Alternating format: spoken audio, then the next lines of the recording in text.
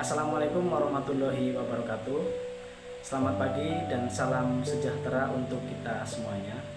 Perkenalkan, saya Ahmad Dahlan Baidowi, Sarjana Hukum, Magister Hukum, dosen hukum keluarga Islam pada Sekolah Tinggi Agama Islam Hidayatul Tulab. Topik perkuliahan kita hari ini yaitu perceraian dalam perspektif hukum dan sosial. Pada mata kuliah Hukum Acara Perdata dalam Hukum Keluarga Islam, sasarannya yaitu mahasiswa hukum semester 4 sampai dengan semester 6. Saya presensi dulu, ini ada 30 mahasiswa atau mahasiswi yang saya kira hadir semuanya ya. Baik. Untuk memulai perkuliahan, marilah kita buka dengan bacaan suratul Fatihah. Mudah-mudahan dengan bacaan tersebut membawa kemanfaatan dan keberkahan pada hidup kita masing-masing. Amin ya rabbal alamin. Al-Fatihah.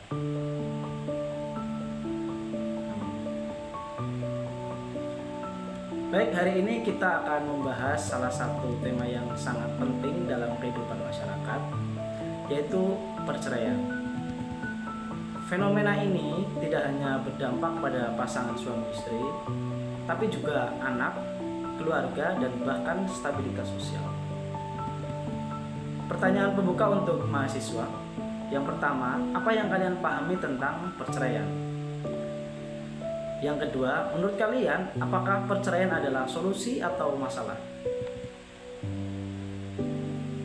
Baik, kita lanjut kepada tujuan dari pembelajaran. Setelah mengikuti perkuliahan ini, mahasiswa diharapkan mampu yang pertama menjelaskan pengertian dan dasar hukum perceraian di Indonesia. Yang nomor dua, mengidentifikasi penyebab umum perceraian. Yang nomor tiga, menganalisis dampak perceraian dari sisi hukum dan sosial. Yang nomor empat, yaitu menyusun strategi pencegahan perceraian dalam masyarakat. Baik, saya lanjutkan kepada pengertian dari perceraian. Secara umum, perceraian adalah putusnya hubungan perkawinan antara suami istri berdasarkan ketentuan hukum yang berlaku. Dalam Undang-Undang Nomor 1 Tahun 1974 tentang perkawinan, perceraian hanya dapat dilakukan di depan sidang pengadilan. Dasar hukum dari perceraian di Indonesia yang pertama yaitu Undang-Undang Nomor 1 Tahun 1974 tentang perkawinan. Yang nomor 2, Kompilasi Hukum Islam atau KHI khusus bagi yang beragama Islam. Nomor 3 yaitu Kitab Undang-Undang Hukum Perdata bagi non-muslim. Dan yang nomor 4, Putusan Pengadilan Agama atau Negeri. Yang selanjutnya ada alasan-alasan perceraian. Yang pertama, salah satu pihak berzina. Salah satu pihak berzina artinya orang yang melakukan hubungan seksual di luar ikatan pernikahan yang sah. Ini bisa berupa laki-laki ataupun perempuan yang bukan suami atau istri. Yang nomor dua, adanya kekerasan dalam rumah tangga atau KDRT. Ini mengacu pada segala bentuk kekerasan yang terjadi dalam hubungan keluarga atau rumah tangga, baik itu kekerasan fisik, psikis, seksual maupun penelantaran. Yang selanjutnya ada penelantaran. Maksudnya di sini adalah tindakan salah satu pasangan yang meninggalkan pasangannya yang lain tanpa alasan yang sah dan berkelanjutan. Biasanya ini dalam kurun waktu 6 bulan atau 1 tahun. Yang nomor 4, adanya perselisihan yang terus-menerus atau pertengkaran yang terus-menerus antara suami dan istri. Itu bisa menjadi alasan untuk diajukannya sebuah perceraian di Indonesia. Yang nomor 5, adanya salah satu pihak dipidana. Salah satu pihak dipidana dalam alasan perceraian itu melibatkan pemidanaan, artinya salah satu pihak dihukum penjara 5 tahun lebih atau lebih dari 5 tahun setelah adanya perkawinan yang sah berlangsung. Yang nomor 5, adanya perubahan keyakinan atau agama. Perubahan keyakinan atau agama dalam Islam disebut dengan murtad, yang menyebabkan ketidakrukunan dalam rumah tangga atau yang menjadikan perbedaan prinsip antara keduanya, yang menjadikan keduanya bisa untuk mengajukan alasan perceraian karena perubahan dari keyakinan. Yang nomor 6, salah satu pihak meninggalkan tanpa izin lebih dari 2 tahun. Itu juga bisa menjadi alasan dalam mengajukan sebuah perceraian di pengadilan. Yang selanjutnya ada proses perceraian. Yang pertama, pengajuan perceraian oleh suami kita sebut dengan cerai talak, atau istri yang mengajukan disebut dengan cerai gugat. Proses cerai talak adalah proses perceraian dalam agama Islam di mana suami yang mengajukan, sedangkan proses cerai gugat adalah istri yang mengajukan untuk melawan suami. Dalam proses perceraian selanjutnya ada mediasi yang wajib di pengadilan.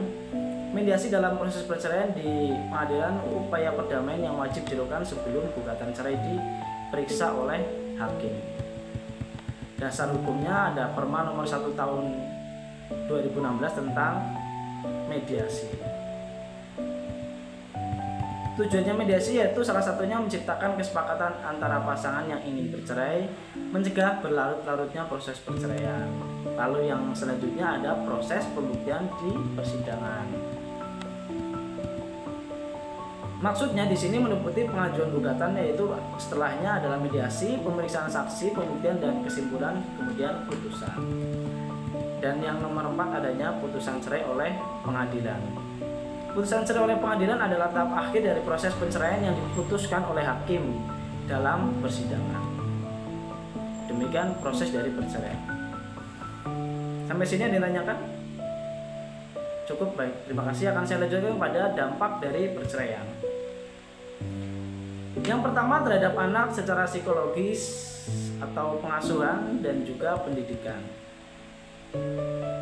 Yang pertama, dampak secara psikologis adanya kecemasan dan depresi bagi anak-anak yang mengalaminya, atau kesedihan yang berlarut-larut, atau merasa kehilangan yang berkepanjangan. Bisa juga ada gangguan perilaku serta kesulitan hubungan interpersonal atau masalah kesehatan mental misalnya. Kemudian ada dampak pengasuhan, yaitu bisa berupa perubahan pola asuh atau ketidakstabilan lingkungan serta kehilangan sosok orang tua. Sedangkan dampak dari pendidikan yaitu penurunan motivasi belajar. Maksudnya mungkin bisa minat belajarnya berkurang, sulitnya berkonsentrasi, dan mengalami penurunan prestasi akademik lainnya, atau kesulitan berkonsentrasi. Bisa juga prestasi akademik yang menurun. Kemudian ada selanjutnya terhadap ekonomi, yaitu maksudnya adanya tunjangan nafkah. Maksudnya di sini tunjangan nafkah diberikan untuk menutupi kebutuhan hidup mantan pasangan dan atau anak-anak setelah perceraian. Tunjangan nafkah dapat berupa uang, tempat tinggal, atau bantuan lainnya. Kemudian mengenai harta bersama atau harta gono gini, kita ke pengertian dulu, yaitu semua aset yang diperoleh selama masa pernikahan termasuk properti, kendaraan, tabungan, dan investasi. Pembagiannya yaitu 50-50. Jadi suami mendapatkan setengah bagian, istri juga mendapatkan separuh bagian yang sama. Kemudian ada dampak secara ekonomi. Perempuan biasanya seringkali berdampak lebih besar pada perempuan, terutama jika mereka tidak memiliki pekerjaan tetap atau memiliki ketergantungan finansial pada mantan suami atau kesejahteraan finansial. Artinya pembagian harta bersama bertujuan untuk menjaga kesejahteraan finansial bersama, baik mantan pasangan atau anak-anak. Ada sosial budaya, yaitu stigma dan tekanan sosial. Perceraian dapat memberikan dampak sosial yang signifikan ataupun juga stigma dan tekanan sosial. Stigmanya ini dapat muncul dalam bentuk diskriminasi, penghakiman, dan pengucilan. Adanya tekanan sosial misalnya dapat berasal dari keluarga, teman, atau masyarakat luas. Dampak terhadap hukum yaitu adanya hak asuh atau hak tunai dan pembagian harta atau status hukum. Yang pertama adanya hak asuh anak atau hadonah, diatur dalam kompilasi hukum Islam pasal 105. Ada juga yang selanjutnya yaitu pembagian harta bersama atau harta gono gini yang diperoleh selama dalam masa perkawinan yang masing-masing mendapatkan setengah bagian yang sama. Kita ke statistik perceraian di Indonesia, itu menunjukkan bahwa di Mahkamah Agung menunjukkan bahwa lebih dari 70% perceraian diajukan oleh pihak istri. Faktor dominannya perselisihan ekonomi, media sosial, KDRT, dan lain sebagainya. Upaya pencegahannya yang bisa dilakukan yaitu adanya yang pertama konseling pernikahan, yang tujuannya mempersiapkan calon pengantin secara mental, emosional, dan spiritual. Manfaatnya meningkatkan kesiapan mental dan emosional, dan penyelenggaraannya itu dilakukan oleh lembaga agama seperti kantor urusan agama dan lain sebagainya. Kemudian yang selanjutnya ada pendidikan pranikah. Ini penting ya, peningkatan kesadaran, yaitu memahamkan bahwa tentang makna pernikahan atau tanggung jawab dan komitmen dalam menjalani kehidupan berkeluarga. Adanya pengembangan keterampilan, pengelolaan keuangan, kemudian pemahaman gender, dan pengenalan budaya. Dan yang selanjutnya ada bimbingan keluarga oleh kantor urusan agama, yaitu penyuluh agama. Kemudian juga adanya bimbingan perkawinan. Biasanya menyelenggarakan bimbingan perkawinan itu adalah kantor urusan agama bagi calon pengantin. Faktor pendukung dan penghambat bisa berasal dari dukungan masyarakat, kerjasama antar lembaga.